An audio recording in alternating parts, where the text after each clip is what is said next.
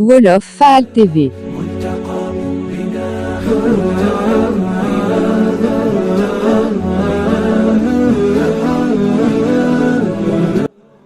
kan mooy jigéen ji nga xam ne borom këram daf koo fase mu toog jàpp idda lu ëpp juróom-ñaari weer te moom ambul de moom jigéen ki borom këram daf koo fase mu toog lu ëpp juróom-ñaari weer pour iddawu te nekkul woon ko tollu diggante nekkul woon ko ëmb loolu nan la mën a demee. Abonnez-vous sur Wolof Fall TV.